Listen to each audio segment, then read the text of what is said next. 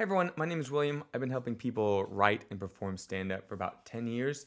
This video is about audience interruptions to our sets, which isn't quite heckling, but it's a lot more common than heckling. And if you can handle things at this stage, then it is less likely to escalate into true heckling. So this is good for any stand-ups who are wanting to learn, or even public speaking. If you like this kind of content, give us a like, comment, and subscribe. And without further ado, this was taped on one of my live streams. Thank you. Usually how I deal with hecklers, my starting tactic, unless I know preemptively that they are, sort of terrible people because I've seen what they did to the stand-ups before me, is I'll treat them like naughty children. I'm a teacher. I very much think what these naughty children are doing is adorable, but I have to keep us ongoing with what the lesson is. So for example, it's like, you rapscallions, I think it's cute, but I can't fully allow this as the source of power in the room. That's my normal way to deal with hecklers until I have to escalate. Because a lot of times when people heckle, it's not necessarily that they want your downfall. It's that they like you, they want to play with you, but they maybe just don't have the healthiest way, or they don't realize that they're interrupting. They think they're maybe giving you something, or they want that naughty dog mentality. Like, I just want attention, even if it's negative attention. But they don't hate you. So if you come down hard on them, you will have made an enemy of an ally. So here's example one without further ado. I stay up past 4 a.m. Yeah. There's nothing to do then. There's no one to talk to other than you guys. It's just me alone with my thoughts.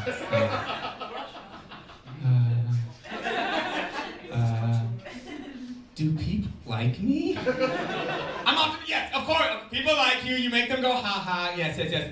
But on a bad day, do people like me? I'll always love you, Will. Great, you just ruined my joke. Okay, so that's my best friend. It's always your good friends or like family in the audience that think they have the credence or I can do whatever I want because I know them. I can interrupt their act. So it's mostly always the worst when people you know are in the audience because they'll just do it. Okay, so tactics. A lot of times if you try to shuffle it under the rug, you'll be fudged.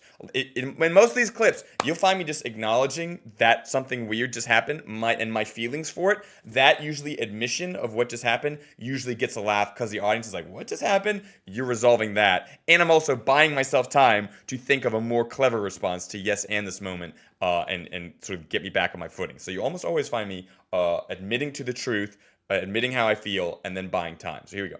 I'll always love you, Will. Great, you just ruined my joke. That's my best friend. Let's take that back. But on a bad day, like when someone ruins your big joke? Do people like me? No. No one does. And you can't check, it's 4 a.m. You can't text, do you like me at 4 a.m.? I know, I've tried. You didn't ruin the joke, it's still good. You just ruined this setup. Okay. So this is a very dense piece of material where the punchline becomes a setup to the next punchline becomes the next one. So once again, someone else in the audience who isn't my best friend now all of a sudden is like, "Ooh, I want to jump on as well." This person means well. They're just trying to be like, "Oh, you did a good job recovering that past moment." But once again, they are interrupting with a full, loud sentence. So it is once again another moment that now is like semi-heckling. I can come down hard on this person, but they have my best interest at heart. So let's see how I deal with position number 2. You didn't ruin the joke, it's still good. You just ruined this setup. What are you guys doing? Okay, let's take it back. Thank you. Okay, so once again, I'm buying myself time now, but I had enough of myself sequestered away that I realized, okay, after first interruption, I played a game of rewinding. So the audience has been taught this game of interruption happens, then rewind moment happens. So I'm just reactivating that because the audience has seen it before. It's an easy way to play that game again and buy myself time for the wheels to be turning. Take it back. Thank you. Okay. Here we go. We remember where we were? Okay. My friends, you can't text that at 4 a.m. I know, I've tried. You also can't text that at 4 p.m. See, ruined joke. There was even a double follow-up here where I go, anyone not laughing is getting a text tomorrow. Maybe next laughter party. Okay, great. with this moment. So they are both escalating. I sort of rewarded them both for playing with me. They wanted to play with me. They had an open heart about it. I didn't want to come down hard on it because one's my best friend and one person had my best interest at heart. However, they've been rewarded. So they go, oh, I can go further into this. Ooh, and so you can see them both talking again at the end of this bit. So now you can see me escalate. I was friendly, naughty teacher. Oh, naughty, but we're having fun. So this is me starting to escalate and having a little bit of bite to my voice to get ready to like fully heckler owned if I need to. Watch. Okay, great. Okay, great. Do you guys want to be my friend? Okay, so I need to grate them, and I need to de-emphasize them. So I look to the other side of the room. I also de-emphasize them physically, and I make sure that like, okay, I'm grading you, and instead of going back into dealing with you further, let me play with someone else so that one, the room doesn't feel like the show is all about these two people, but then also these other two people that are actively interrupting my show know that like physically I'm saying, shush, you're not as important in this room anymore. I'm turning away from you, and I'm trying to now also still make everything okay because I did sort of like I have to have some bite. I have to be a little bit of more of a bully, angry person now. Okay, now let's resolve that and let me be cool, chill friend again. So this same bit in a different, smaller show that's not my home show, I'm gonna show you again how someone deals with like once again that because that tension is so beautiful. People that can't stand tension can't let that land. So here's that same bit, that same exact moment, different room, different heckler. Do people like me? Call them and try. Oh, so funnily enough, that's where my joke was going. We're gonna lead into this. Okay, so that's just admitting what happened. Like, okay, that guy said something. He has interrupted my joke. Okay. Joke goes, you can't text people at 4 a.m. I know, I've tried. Hey, give it up to the comedian tonight. Thank you. You want to do the rest of my segment? I talk about how I'm impotent and I'm about to die. Okay. Once again, I buy myself time by admitting what happened. Then I add a little bit of barb to be like, oh, please stop. I don't want you to continue. Because it's not my home show, I'm not as comfortable. So I'm a little bit more like, to this audience because I don't know if I don't have the power to like do DJ moves or even kick them out if I need to. So there's a little bit more barb about like, okay, I'll play with you. You can be the comedian. You can have your moment, but I talk about how I'm impotent and and I'm gonna die. And like, well, if you want to keep doing this, I'm gonna make you do things that are less than good. To sort of be like, Sashi, I don't want you talking, please. But I still need to have a friendly. I don't want to seem like a bully. This person just wants to play with me. Listen, they are not my enemy. They just want to play. They think they are adding to the conversation by interrupting my set. They think they're giving me comedy, and in a way they are because I can handle it. But if you don't have the improv chops, this could fudge your game up. Listen to their tone. Once again, they are a friendly voice, and it's important to note that because a lot of stand-ups get really egotistical. They get really egotistical, and as soon as you interrupt them all, they're like, no, shut the fuck up.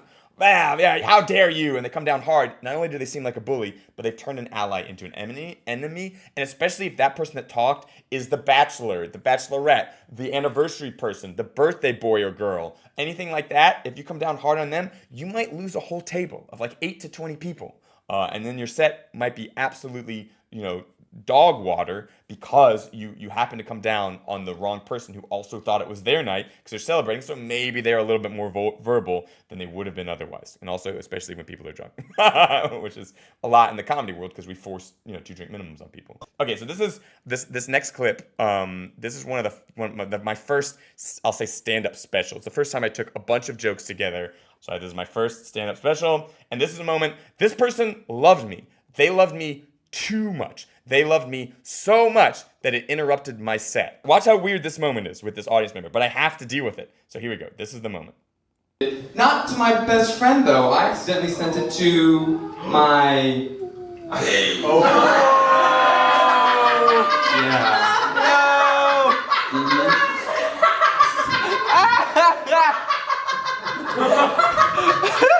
You see how loud that laugh is? Listen, I'm trying to be like, okay, let me wait for it. Let me be affected by it. I'm too busy trying to continue what I'm doing. I'm trying to like ignore this and continue what I'm doing. So I look down and I'm like, oh, put it there. Oh, you're an idiot. So I go into her phone and try to delete it because...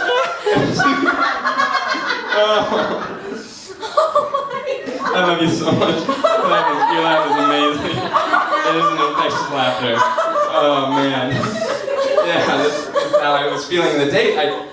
Yeah, you see how nervous I'm pacing back and forth, and I'm trying to be like, let me get back to this thing. But it was a room of maybe 20, 30 people. And so like, she's one of the big laughers. She's one of the people that is most activating my laughs for me. I can't make an enemy about. I'm 6 minutes into my 30-minute special. If I make an enemy of her at this point, all subsequent laughs will see way lower because the biggest laugh in the room will have been kicked out. So I have to remain, like, I don't have to, but it is better for me to stay on her good side and keep her as an ally.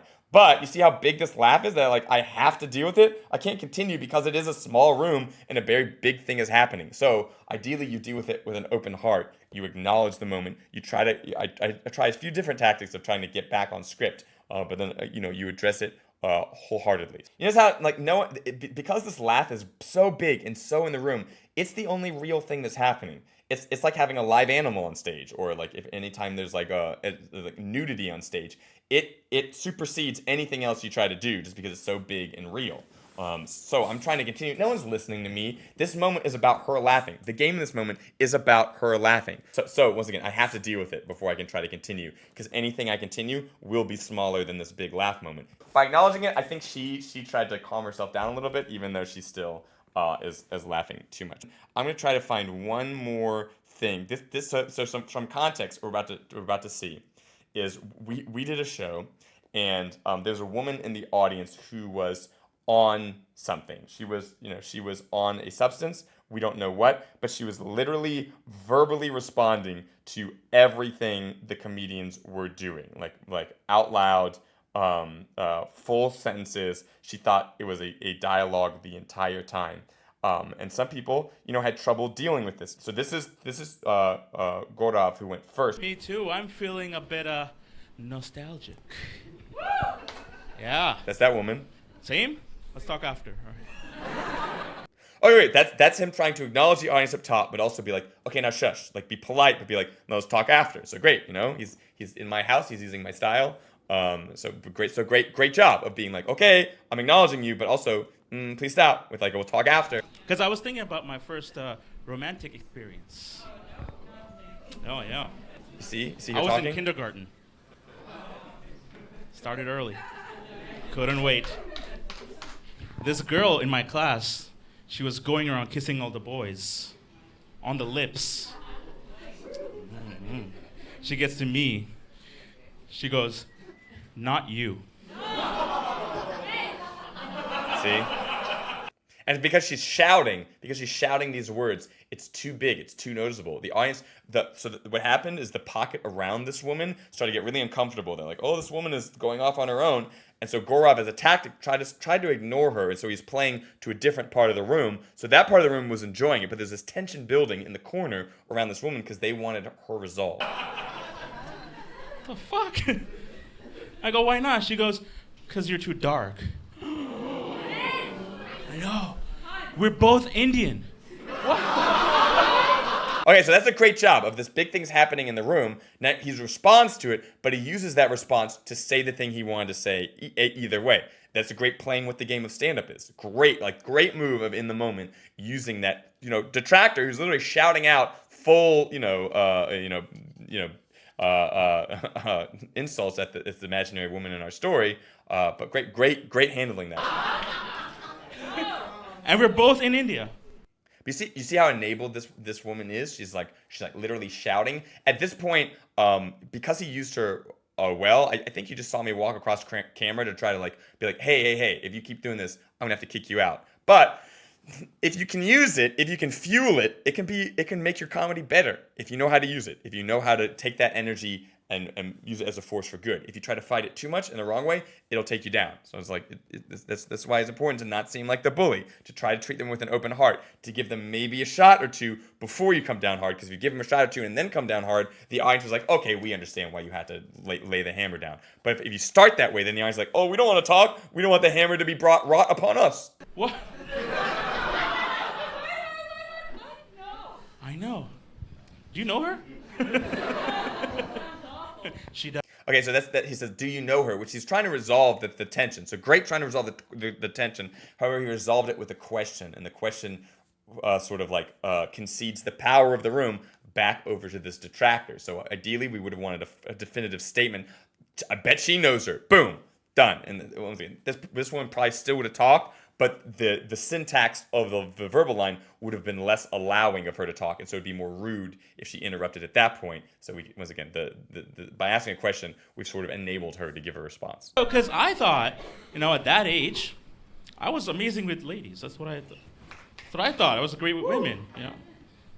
Only she supports me, right? So see, the audience didn't respond that like verbally to his response to a bit, but he's using the detractor. He's using the thing that's happening in the room, and he's getting extra juice from it. This is one of the reasons during that show, this woman, I had different levels of like shushing her and then sort of allowing her to cook, because the comedians that could use it, it was a benefit. She was adding to their energy. She was allowing them to respond and giving a real moment that they could play with. And then for some of the newer comedians, I was like, no, I got to shut this woman up because they're not going to be able to handle it. And so, I had to give and take. But I could have kicked her out. I could have kicked this woman out and ended it. And as a show producer, at this point, when there's this much interruption, it is sort of on the show producer. It's not so much on the comedian, because this is such a big thing that's happened so many times that at that point it's on me, and I made the call that like, okay, he's dealing with it well enough. I'm going to enable it to happen because I don't think he'll let it ruin his set. Hey everyone, me again. Thank you so much for watching this video. If you made it this far, give us a like, comment, subscribe, and slowly adding sort of all the workshops and lessons that I can up to YouTube. So, stick around, check some other things out, and stay tuned for more content like this. Thank you so much.